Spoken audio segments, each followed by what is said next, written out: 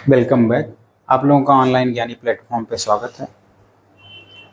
Previous video में हम लोगों ने डिस्प्लेसमेंट जब टाइम के साथ चेंज हो रहा था और डिस्टेंस जब टाइम के साथ चेंज हो रहा था, डिस्प्लेसमेंट को अगर दूसरे शब्दों में बोला जाए तो मोशन के दौरान कोई भी ऑब्जेक्ट अपने पोजीशन को टाइम के रिस्पेक्ट में चेंज करता रहता है। फॉर इंस्टेंस, अगर एक ऑब्जेक्ट लखनऊ से दिल्ली जा रहा है तो ऑब्वियस सी बात है, अगर 500 किलोमीटर डिस्टेंस इनके बीच का और उसको दिल्ली पहुंचना है तो उसके पोजीशन टाइम के साथ लगातार चेंज होते रहते थे। तो जब हमने पोजीशन को डिस्टेंस के रिस्पेक्ट में देखा था और टाइम के साथ चेंज कराया था तो उस फिजिकल क्वांटिटी को हमने स्पीड बोली थी। और वहीं जब डिस्प्लेसमेंट को टाइम के साथ चेंज कराया था तो उस फिजिकल क्वांटिटी को हमने वेलोसिटी बोला था। इट मीन्स डिस्प्लेसमेंट जो है एक पर्टिकुलर डायरेक्शन में होता है, वेलोसिटी भी एक पर्टिकुलर डायरेक्शन में होती है, और ये दोनों क्या है, हमारे वेक्टर क्वांटिटीज हैं। इसके बाद हमने देखा था कि जो ये over the interval of time था, मान लीजिए 5 आवर्स में आप दिल्ली पहुंच रहे थे, तो उसमें भी क्या हो रही थी, वेलोसिटी हर इंस्टेंट पे अलग अलग हो रही थी। वो वेलोसिटी जो है फिर भी चेंज हो रही थी। तो उसी वेलोसिटी चेंज को कैसे मेजर किया गया, उसी वेलोसिटी चेंज को टाइम के रिस्पेक्ट में अगेन जब उस चेंज को मेजर किया गया तो उसी फिजिकल क्वांटिटी को क्या बोला गया, एक्सीलरेशन बोला गया। तो इस टर्म से बच्चे काफ़ी ज़्यादा घबराए होते हैं कि एक्सीलरेशन क्या है, एक्सीलरेशन क्या है। तो मैं पूरे के पूरे चैप्टर में कोशिश करता हूँ कि एक्सीलरेशन जैसे शब्द का यूज ही नहीं करता।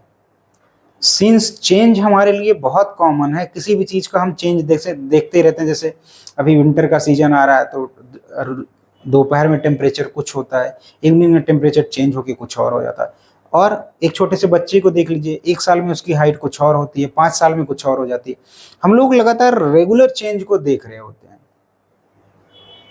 तो एक्सीलरेशन कुछ भी नहीं है, केवल जहां भी आपको वेलोसिटी चेंज होते हुए दिख जाए बस उसी को आप एक्सीलरेशन बोल दीजिए। Change in velocity, change in velocity, change in velocity, इसका फैंसी नाम जो है, जो डरावना सा नाम है, उसी को क्या बोल देते हैं, एक्सीलरेशन बोल देते हैं। ठीक है, इसी के बारे में हम लोग पढ़ेंगे आज। तो यहाँ पे जो हमारा टॉपिक है वो टॉपिक है एवरेज एक्सीलरेशन। ऐसा नहीं कि ये टर्म हमारे लिए बिल्कुल नया है, इससे पहले इस टॉपिक से बिल्कुल तरीके से रिलेटेड हमने क्या देख लिया था, एवरेज वेलोसिटी। एवरेज वेलोसिटी पढ़ा था। उसी तर्ज पे जो हमारा अगला टॉपिक है एवरेज एक्सीलरेशन है, और दूसरा टर्म पढ़ेंगे। वहां पे अगला टर्म हमने इसके साथ में क्या पढ़ा था, instantaneous velocity, the velocity at any instant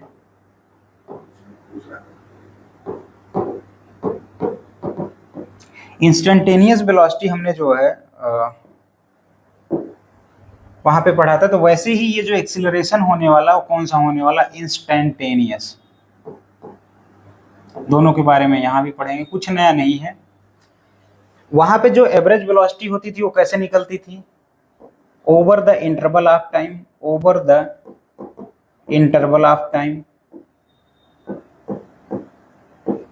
means, मैंने बताया था अगर आप लखनऊ से दिल्ली की तरफ ट्रेवल कर रहे हैं और इसके डिस्टेंस 500 किलोमीटर है और आप 5 आवर लेते हैं, तो ये जो 5 आवर था ये क्या था, over the interval of time था। लेकिन वहीं पे जब इंस्टेंटेनियस वेलोसिटी की बात हो रही थी तो मैं t is equal to, suppose कीजिए 1.5 आवर पे जिस व्हीकल से आप जा रहे हैं, सपोज कीजिए कार से जा रहे हैं, तो उसकी वेलोसिटी में जानना चाहता था। इसी को बोला जाता है वेलोसिटी एट एन इंस्टेंट, यानी कि 1.5 आवर पे। तो वो इंस्टेंटेनियस वेलोसिटी थी। लेकिन अगर over the period of time हम लोग क्या करें, एवरेज निकालें, जैसे 500 किलोमीटर कवर करने में 5 आवर लगे थे, तो ये 5 आवर क्या हो गया था, इंटरवल ऑफ टाइम हो गया था। उसके रिस्पेक्ट में जब हम लोगों ने डिस्प्लेसमेंट का चेंज देखा था तो उस फिजिकल क्वांटिटी को क्या बोला था, वेलोसिटी बोला था। तो यहाँ पे हम लोग देखेंगे the velocity of an object changes during course of motion. आप रेस्ट से स्टार्ट करते हो, गाड़ी को एक्सेलरेट करते हो, एक पर्टिकुलर टाइम पे आप टॉप स्पीड पे भी होते हो, फिर डिपेंडिंग अपॉन टोल आया, क्या आया, कहीं आप रिफ्रेशमेंट के लिए रुके, आप फिर से आप रेस्ट में आ गए, फिर से आप क्या करते हो, रेस्ट से स्टार्ट करते हो। तो बहुत सारी जगहों पे क्या होता है, वेलोसिटी आप क्या करते हो, पूरे कोर्स ऑफ मोशन के दौरान जिस जिस भी डेस्टिनेशन पे आपको जाना है, लगातार वेलोसिटी क्या होती रहती है, चेंज होती रहती है। तो जो अगला बेसिक क्वेश्चन हम लोगों के माइंड में आता है, how to describe this change. अगर वेलोसिटी के चेंज को डिस्क्राइब करना, चूंकि ये इतना ज़्यादा कॉमन है स्पीड और वेलोसिटी हमारे लाइफ में, कि इसके चेंज को डिस्क्राइब करना और समझना ज़्यादा इंपॉर्टेंट हो जाता है। इसी को समझने के लिए हमने जो कॉन्सेप्ट बताया, द एवरेज एक्सीलरेशन, ये क्या रहेगा, केवल ये क्या है, चेंज इन वेलोसिटी है। एक्सीलरेशन बोलने से पहले हमेशा आप बोलिएगा चेंज इन वेलोसिटी, तो कहीं एक्सीलरेशन आ जाएगा, इसको एक्सीलरेशन पढ़ना ही नहीं है, केवल क्या पढ़ना है, चेंज इन वेलोसिटी। कहीं वेलोसिटी 10 किलोमीटर पर आवर से 20 किलोमीटर पर आवर हो रही होगी, या उसी से घट के क्या हो रही है, 5 आवर किलोमीटर हो रही होगी, बस यही इतना क्या है, एक्सीलरेशन है। The average acceleration over A time interval, मैंने फिर बताया ये ओवर ए टाइम इंटरवल है, वही अगर 5 आवर की ही मैं बात कर लेता हूं, is defined as change in velocity divided by the time interval. Change in velocity, यहाँ देखिए अगर उसकी फाइनल वेलोसिटी क्या है, v2 हमने मानी है, और v1 मान लेते हैं, ये v1 कहाँ से स्टार्ट किया था, रेस्ट से, और यहाँ टॉप स्पीड इसकी कितनी पहुंच गई, 50 किलोमीटर पर आवर। तो इसको हम क्या बोलते हैं, फाइनल वेलोसिटी, इसको बोलते हैं इनिशियल वेलोसिटी। कई बार इसको जो डिनोट किया जाता है फाइनल वेलोसिटी को vf से, सुफिक्स में vf भी लिखते हैं, और इनिशियल वेलोसिटी को क्या लिखते हैं, v इनिशियल भी लिखते हैं। तो जब भी आप चेंज मेजर करना चाह रहे होते हैं तो फाइनल माइनस इनिशियल करते हैं। तो यहाँ भी हमने क्या किया, v2 माइनस v1 कर दिया, जो कि क्या है, चेंज इन वेलोसिटी है। और जितने टाइम में उस वेलोसिटी में चेंज आपने देखा है, वो क्या है, t2 है फाइनल टाइम है, और t1 जो है इसका इनिशियल टाइम है। अब फिजिक्स में चेंज को लिखने का, मैथ में चेंज को लिखने का एक और तरीका है हमारे पास, चेंज को लिखने को, जिसको डेल्टा बोलते हैं। इसको क्या बोलते हैं, डेल्टा बोलते हैं। तो इस चेंज को हम क्या लिख सकते हैं, delta v upon delta T. इसके बारे में मैंने आपको पिछले वीडियो में बताया भी था। और अगर यहाँ से SI यूनिट की बात करें, एक्सीलरेशन की SI यूनिट की बात करें, तो एक्स वेलोसिटी की यूनिट क्या होती है, मीटर पर सेकेंड हो गया। तो चेंज इन वेलोसिटी की भी यूनिट क्या होगी, मीटर पर सेकेंड होगी, और टाइम की क्या होती है, सेकेंड होती है। तो सेकेंड जब ऊपर चला जाता है तो आ जाता है मीटर पर सेकेंड स्क्वायर। कई बार इसको ms-2 भी लिखते हैं, जब इसको नीचे से ऊपर लेके जाते हैं तो माइनस साइन को लगाते हैं, तो मीटर पर सेकेंड स्क्वायर क्या आता है, इसकी SI यूनिट आती है।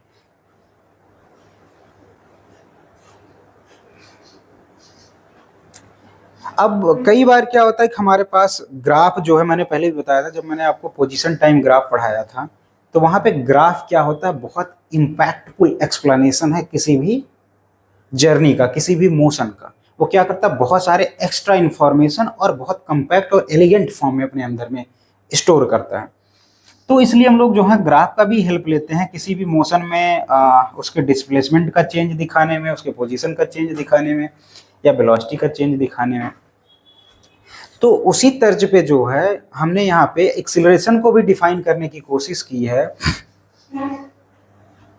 बिल्कुल,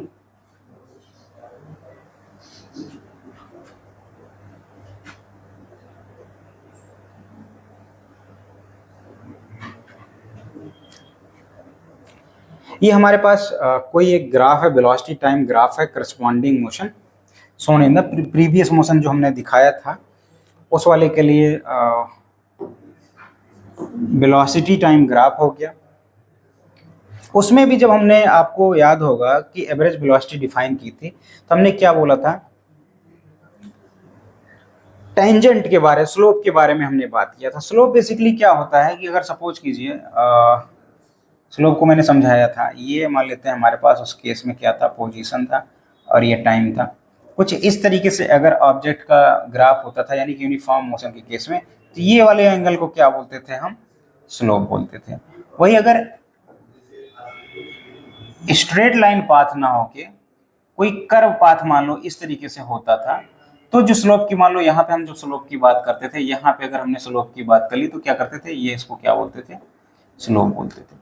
तो यहाँ पे हम देख लेते थे कि जो इसका फाइनल चेंज आया है, सपोज कर लेते हैं ये हमारा x2 हो जाता था, और जो इसका इनिशियल होता था मान लेते हैं ये x1 होता था, और टाइम जो है ये t1 है, और ये वाला चेंज पे अगर हम लोग मेजर कर रहे हैं, यहाँ वाले पे मेजर करने की कोशिश कर रहे हैं, तो वो क्या हो जाता था, t2 हो जाता था।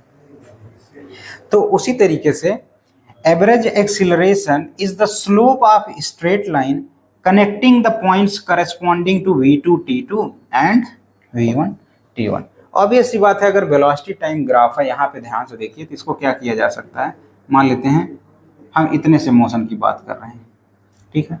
अगर यहाँ से बात करें तो ये वाला पॉइंट को क्या बोल सकते हैं, v1 t1 बोल सकते हैं, और इसको क्या बोल सकते हैं, v2 t2 बोल सकते हैं। जबकि यहाँ v2 की अगर मैं बात करूँ तो v2 अगर यहाँ से आके देख लें हम लोग, तो करीब ये जो है 24 है, और टाइम जो है किलोमीटर पर मीटर पर सेकंड है, और टाइम जो है 18 सेकंड है। और ये वाला पॉइंट मान लेते हैं लगभग 9 जो है ये भी 24 मीटर पर सेकंड पे है, और टाइम कितने पे है, 9 पे। तो अगर यहाँ पे स्लोप की बात करें, स्लोप मतलब टाइम एक्सिस के साथ वो कितना एंगल बना रहा है, यहाँ तो टाइम एक्सिस के साथ पैरेलल है, टाइम एक्सिस के साथ पैरेलल है, मतलब वो क्या कर रहा है, यूनिफॉर्म वेलोसिटी से मूव कर रहा है, यूनिफॉर्म वेलोसिटी से मूव कर रहा है। तभी देखिए कोई स्लोप बना ही नहीं, यहाँ 24 है, यहाँ 24 है, यानी कि कोई चेंज वाई एक्सिस में, वेलोसिटी वाले एक्सिस में आया नहीं, केवल टाइम वाले एक्सिस में चेंज आ रहा है।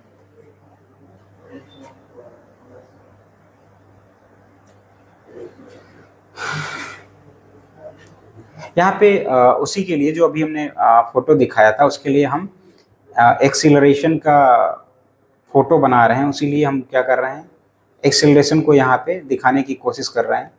The average acceleration for velocity time graph shown for the different time interval 0 to 10 second, पिछले वाले ग्राफ में इसके लिए जो है, चूंकि वेलोसिटी टाइम है 0 से 10 सेकंड के लिए, 10 से 20 सेकंड के लिए, 10 से 18 सेकंड के लिए, और 18 से 20 सेकंड के लिए, 3 इंटरवल के लिए हम क्या कर रहे हैं, इसी वेलोसिटी टाइम ग्राफ से क्या कोशिश कर रहे हैं, एक्सीलरेशन हम देखें और थोड़ी सी चीज़ों को एक्सप्लेन करें। The average acceleration for velocity, यहाँ देखिए इसको over the interval of time क्या हुआ, यहाँ जो इंटरवल ऑफ टाइम है पहला जो है 0 सेकंड से 10 सेकंड, ये पहला इंटरवल ऑफ टाइम है 10 सेकंड का। 10 से 18 सेकंड का इंटरवल ऑफ टाइम है, दिस इज द 8 सेकंड का। एंड 18 to 20 सेकंड की बात है तो क्या हो गया, 2 सेकंड का इंटरवल ऑफ टाइम। तो अगर पहले के केस में देखें, 0 से 10 सेकंड के केस में देखें, 0 से 10 सेकंड के केस में देखें, तो जो वेलोसिटी में चेंज हो रहा था 24 माइनस 0, इसको ध्यान से देखते रहिएगा इस ग्राफ को। अगर हम ये देखिए कहाँ पे पहुंच गया, लगभग ये 24 पे,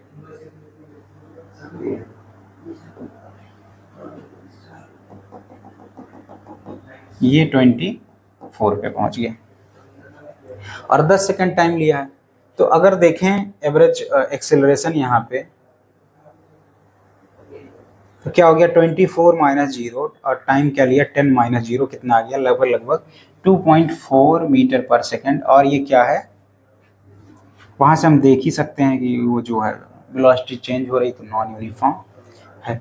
उसके बाद 18 to 10 सेकंड के लिए दूसरे वाले इंटरवल के लिए देखें, तो वहां पे क्या था, हमारा ग्राफ स्थिर था। अब इसको देखो प्लॉट अगर करेंगे आप, तो 0 से 10 सेकंड के लिए क्या हो रहा है, एक्सेलरेशन क्या है, देखो 0 से बढ़ा एक्सेलरेशन, इधर हमने दिखाया 0 से बढ़ के कहाँ हुआ है, 2.4 पे गया है।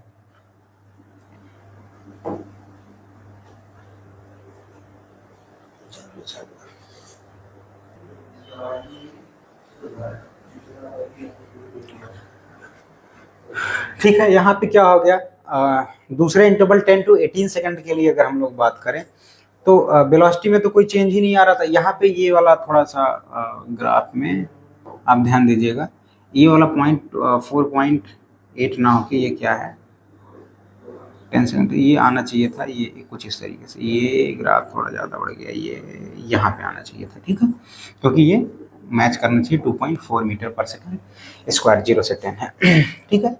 तो ये क्या हो गया, आप देखिए ये कोई चेंज नहीं हो रहा है। तो ऐसा केस कैसे होता था, जब डिस्प्लेसमेंट का केस होता था तो यूनिफॉर्म एक्सेलरेशन वाला केस होता था,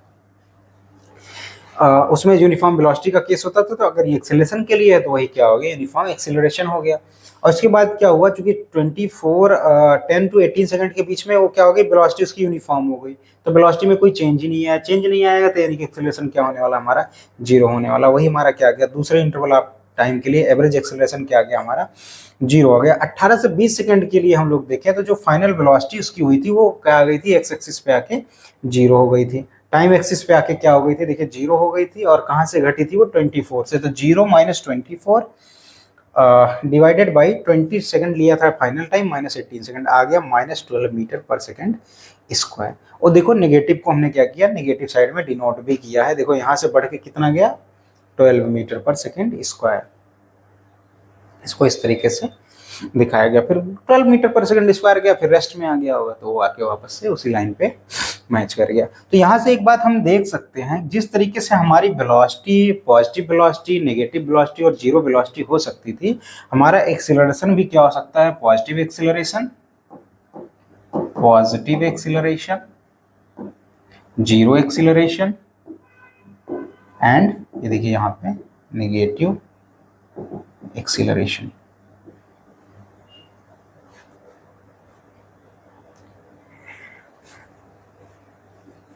अभी इसके बारे में हम लोग और डिटेल में बात करेंगे। अगला हमारा इसी से रिलेटेड टॉपिक है इंस्टेंटेनियस एक्सीलरेशन, जहां पे इंस्टेंटेनियस वेलोसिटी हमने पढ़ी थी। The acceleration, instantaneous acceleration is defined as the limit of average acceleration as time interval goes to the zero. Obvious सी बात है, अगर किसी टाइम इंटरवल से, जो हम लोग पिछली बार एवरेज एक्सीलरेशन निकाल रहे थे, हमने क्या क्या निकाला था, 0 से 10 सेकंड के बीच में निकाला था, जो कि क्या आया था 2.4 ms-2 आया था। और वही जीरो, उसके बाद 10 to 18 सेकंड के लिए अगर हम निकाला था तो ये क्या आया था 0 ms-2, और 18 to 20 सेकंड के लिए निकाला था तो माइनस में 12 मीटर पर सेकंड स्क्वायर आया था। अब देखिए, अगर इस इंटरवल को हमको किसी इंस्टेंट पे चाहिए, मान लीजिए 9 सेकंड पे चाहिए वेलोसिटी की, एक्सीलरेशन चेंज इन वेलोसिटी की वैल्यू, तो हम क्या करेंगे, इसको, इस इंटरवल को धीरे धीरे क्या करने की कोशिश करेंगे, छोटा करने की कोशिश करेंगे, छोटा करने की कोशिश करेंगे और एक इंस्टेंट पे आ जाएंगे। तो अगर इसको मैं डेल्टा टी से डिनोट कर रहा हूँ, तो इसको लिखने का तरीका है delta T tends to zero, क्योंकि जो हमारे पास फॉर्मूला होता है एवरेज एक्सीलरेशन का, एवरेज एक्सीलरेशन को डिनोट करते हैं delta B upon delta t से। अगर डेल्टा टी को आप जीरो कर दोगे, क्योंकि इंस्टेंट तो उसी पे मिलेगा जब डेल्टा टी क्या हो जाए, जीरो हो जाए, इंटरवल जो है क्या आ जाए, बिल्कुल घट जाए एकदम। लेकिन जीरो डिवीजन हमारा अलाउ नहीं है, तो जीरो डिवीजन ना अलाउ है, तो इसके लिए हमें क्या करना पड़ता है, लिमिट का कॉन्सेप्ट लाना पड़ता है और डेल्टा टी को टेंड्स टू जीरो करना पड़ता है। इतनी छोटी वैल्यू कर देनी पड़ती है ताकि जब न्यूमरेटर को आप डेल्टा टी से डिवाइड करें तो लगभग लगभग क्या है, उसी इंस्टेंट पे वेलोसिटी आ जाए जिस इंस्टेंट पे आप वेलोसिटी चाह रहे होते हैं। तो जो इंस्टेंटेनियस एक्सीलरेशन है उसको ए इंस्टेंटेनियस से कैसे लिखा जाता है, limit delta T tends to zero average velocity, जिसको delta B upon average acceleration, delta B upon delta T. और जब डेरिवेटिव के फॉर्म में इसको लिखते हैं तो डेल्टा को क्या लिखते हैं, डी अपॉन, इसको डी अपॉन डी टी लिख देते हैं, इसी को क्या लिख देते हैं, टी लिख देते हैं डेल्टा को। तो ये क्या हो गया, डी अपॉन डी टी हो गया, और विद रिस्पेक्ट टू टाइम। तो कई बार इसको इंस्टेंटेनियस एक्सीलरेशन को rate of change of velocity with respect to the time भी बोला जाता है।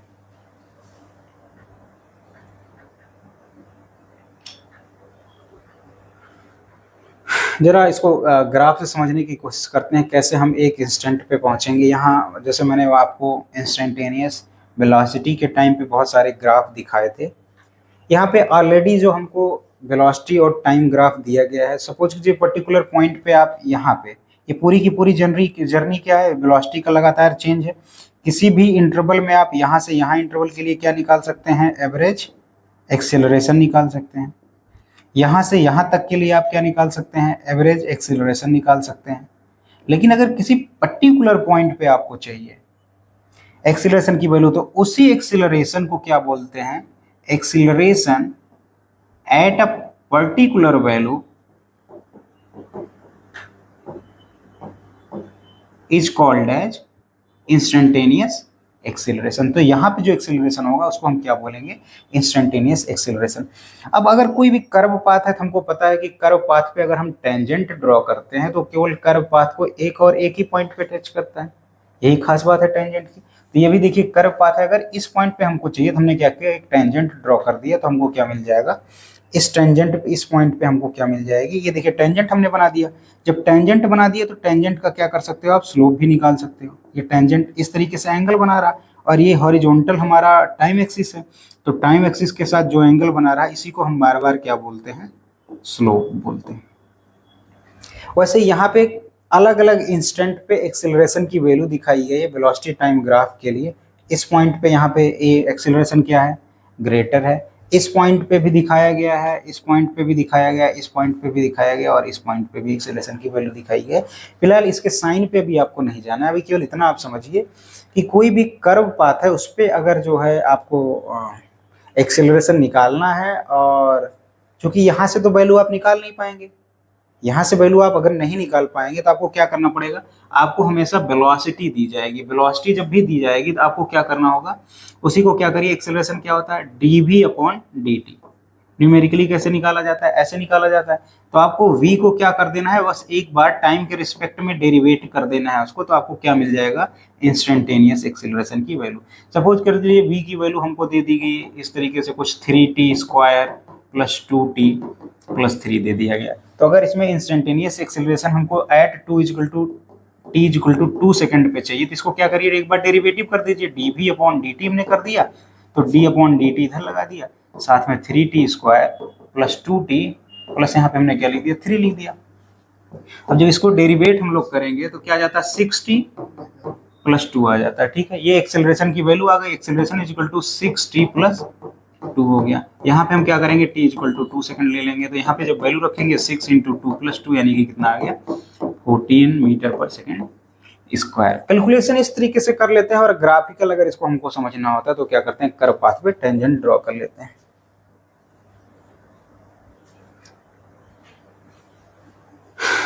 इस ग्राफ में भी हमने कुछ ऐसा ही आपको दिखाने की कोशिश की है। यहाँ पे डायरेक्ट एक्सेलरेशन दिखाया गया है, वेलोसिटी टाइम ग्राफ नहीं दिखाया गया है, यहाँ पे डायरेक्ट मैंने एक्सेलरेशन और टाइम ग्राफ लिया हुआ है।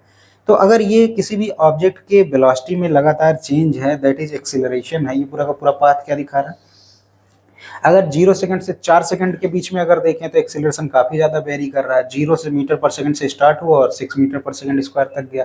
यहाँ से अगर इस टाइम इंटरवल के लिए देखें 4 सेकंड से 9 सेकंड के लिए, तो वैल्यू एक बार पीक पे गई है, पीक पे गई लगभग जो है 9 मीटर पर सेकंड स्क्वायर, फिर घट के एक्सेलरेशन क्या हो गया, 0 हो गया। यानी कि ऑब्जेक्ट या तो यूनिफॉर्म मोशन में आ गया होगा या तो क्या आ गया होगा, रेस्ट में आ गया होगा। लेकिन इस पॉइंट पे देखिए, अगर आप एक्सेलरेशन बताना हो तो सीधे क्या करिए, आप ग्राफ पे आ जाइए, सीधे आप इसको क्या करिए, क्योंकि एक्सेलरेशन की डायरेक्ट वैल्यू दी है आपके एक्सिस पे, तो ये वाला जो पॉइंट हो जाएगा ये तो टाइम बता देगा, क्योंकि ये टाइम एक्सिस के पैरेलल है, तो टाइम ये कितना बता दिया, 4 सेकंड। और ये जो एक्सेलरेशन की वैल्यू है ये वाली एक्सिस क्या बता देती है, ये कितना है, 6 ms-2। तो अगर एक्सेलरेशन के साथ टाइम एक्सिस है तो आप चाहे इंस्टेंटेनियस एक्सेलरेशन हो तो वो तो आप देख के डायरेक्ट बता सकते हैं ग्राफ पे, क्योंकि ग्राफ की ये खास बात होती है, बहुत सारी इंफॉर्मेशन को ये क्या करता है, अपने अंदर खुद ही स्टोर करता है। ऐसे ही एक और ग्राफ मैंने दिखा रखा है, तो ये आपको एग्जैक्ट बताएगा कि कैसे एवरेज एक्सेलरेशन निकालते हैं। देखिए वेलोसिटी की बात करें, देखिए टी टाइम पे जो वेलोसिटी है वो कितनी हमारी, और यहाँ पे हमने वीटी ली हुई है और थोड़ा सा टाइम हमने इंक्रीज कर दिया है, और time interval T plus delta T time पे, डेल्टा टी बहुत ही स्मॉल है, उस टाइम पे वेलोसिटी हमारी घट के क्या हो गई, ये देखिए पहला वीटी था, वी प्लस डेल्टा टी होगा। ये देखिए पहले यहाँ पे जब पीक पे था वहां से घट के क्या आ गया, यहाँ पे आ गया, ये क्या हो गया, चेंज इन वेलोसिटी हो गया। और ये टाइम में कितना चेंज हुआ, डेल्टा टी चेंज हुआ। तो average acceleration equal to change in velocity divided by time interval. और अगर टाइम इंटरवल को इसी को हम क्या करें, टेंड्स टू 0 कर दें, 0 ना करें क्योंकि 0 का डिवीजन अलाउ नहीं है, तो हमको क्या मिल जाता है, ये इंटरवल छोटा होता होता एक पर्टिकुलर पॉइंट पे आ जाता है टाइम एक्सिस के, और उस टाइम पे उस इंस्टेंट पे क्या करता है, हमें इंस्टेंटेनियस एक्सेलरेशन की वैल्यू दे देता है।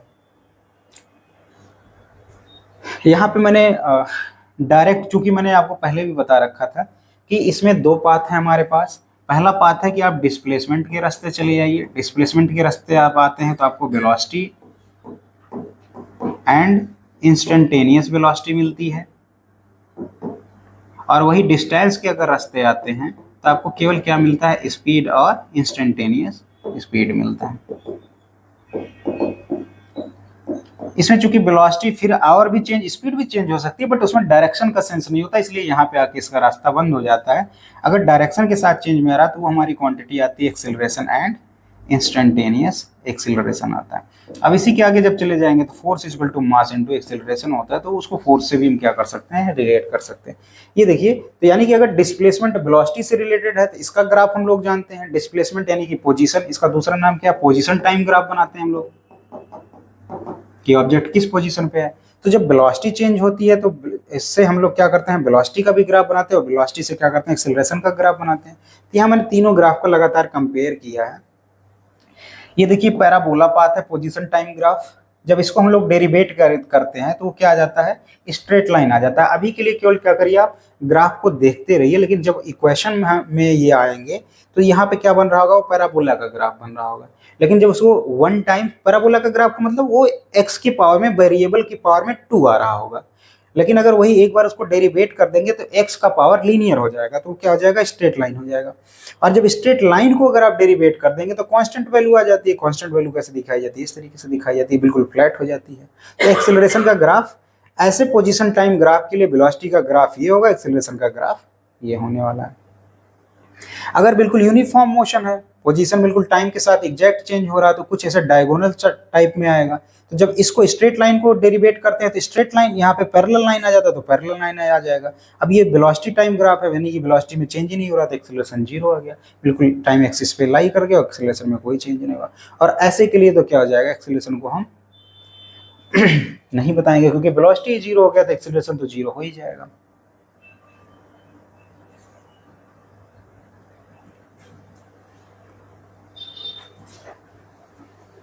जब ग्राफ के टर्म में इंस्टेंटेनियस एक्सीलरेशन को एक्सप्लेन किया जाता है, the acceleration at an instant is the slope of tangent to the VT curve. VT curve का मतलब क्या हो गया, velocity and time curve at that instant. ये आप कई बार देख चुके हैं, जैसे मैंने आपको थोड़ी देर पहले एक फोटो दिखाई थी वेलोसिटी टाइम का।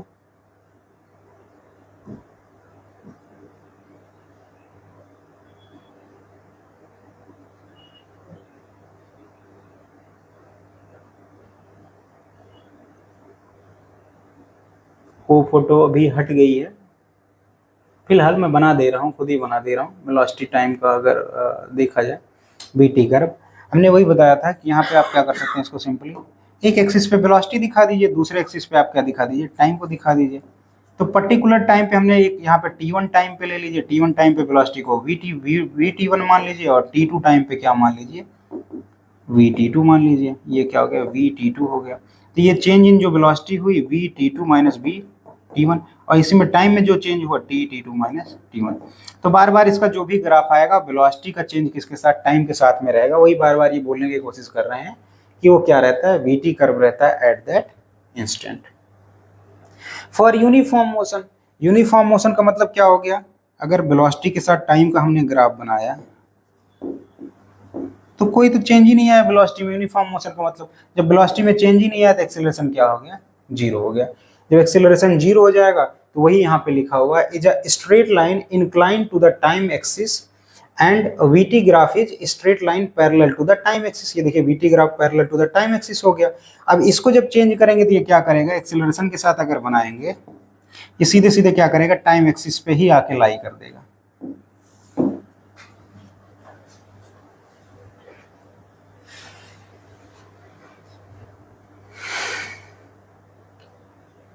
नेक्स्ट पॉइंट है इसमें, for motion with uniform acceleration XT graph is parabola while the VT graph is straight line incline to the axis. ये मैंने ग्राफ आपको पहले भी दिखा रखा है, ये वाला ग्राफ देखिए यहाँ पे यूनिफॉर्म एक्सीलरेशन के लिए। देखिए यूनिफॉर्म एक्सीलरेशन में कोई चेंज नहीं आ रहा। इसके लिए जो वेलोसिटी टाइम ग्राफ है वो क्या है, स्ट्रेट लाइन है, और जो पोजीशन टाइम ग्राफ है वो क्या है, पैराबोला। इसी को उस टेक्स्ट फॉर्म में क्या किया गया है,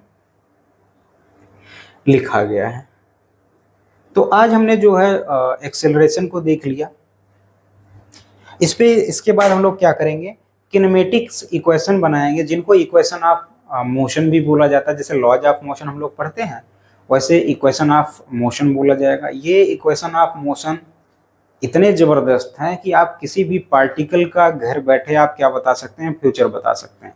जैसे होता नहीं कि 2-4 क्लासेस में बच्चे के परफॉर्मेंस देख लिया, फिर बता दिया अभी ये आईएएस बनेगा या कुछ अच्छा ही करेगा अपने लाइफ में। वैसे ही न्यूटन ने उठा के कुछ इक्वेशन दे दिया, आपको कुछ बेसिक इन्फॉर्मेशन पता हो, आप उसको उसके इक्वेशन में डालिए और उसके फ्यूचर को, पार्टिकल के कुछ भी बता सकते हैं आप। पोजीशन बता देंगे, टाइम बता देंगे, एक्सीलरेशन बता देंगे, और ये तीनों मिल गया तो फोर्स बता दीजिए। जो भी आपको चाहिए वो क्या करता है, सीधे के सीधे आपको मैथमेटिकल फॉर्म में दे देता। प्रोवाइडेड आपको एक कंडीशन सेटिस्फाई करना पड़ेगा कि वो एक्सीलरेशन क्या होना चाहिए, यूनिफॉर्म एक्सीलरेशन होना चाहिए। जो किनेमेटिक इक्वेशन ऑफ मोशन लिखा गया है, जिसको मैं इक्वेशन ऑफ मोशन भी बोलते हैं, क्योंकि इसमें मोशन की स्टडी करते हैं तो इसको, इसलिए इसको किनेमेटिक इक्वेशन ऑफ मोशन भी बोलते हैं। तो हम किसके लिए इक्वेशन लिखा गया? यूनिफॉर्म मोशन के लिए लिखा गया, जबकि वेलोसिटी चेंज भी हो सकती है, एक्सेलरेशन वेरी भी कर सकता है, नॉन यूनिफॉर्म एक्सेलरेशन भी हो सकता है। लेकिन जो हमारा इक्वेशन ऑफ मोशन लिखा गया वो किसके लिए लिखा गया? यूनिफॉर्म एक्सेलरेशन के लिए। अगर यूनिफॉर्म एक्सेलरेशन नहीं है तो उसको क्या करेंगे? यूनिफॉर्म एक्सेलरेशन में लाने की कोशिश करेंगे, कुछ ट्रिक लगाएंगे, कुछ टिप्स लगाएंगे। फिलहाल ये हमारे सब्जेक्ट के स्कोप से, सब्जेक्ट के जुरिस्डिक्शन से बाहर ही हायर क्लासेस की बातें हम लोग आगे बात करेंगे, बट यहाँ पे हमको किसको देखना है? यूनिफॉर्म एक्सेलरेशन के लिए। तो आज की वीडियो में हम लोगों ने देखा कि एवरेज एक्सेलरेशन क्या होता है और इंस्टेंटेनियस एक्सेलरेशन होता है। आप इसको बार बार रिवाइज करिए, समझने की कोशिश करिए। मिलते हैं आपसे नेक्स्ट वीडियो में। आपके टाइम के लिए धन्यवाद।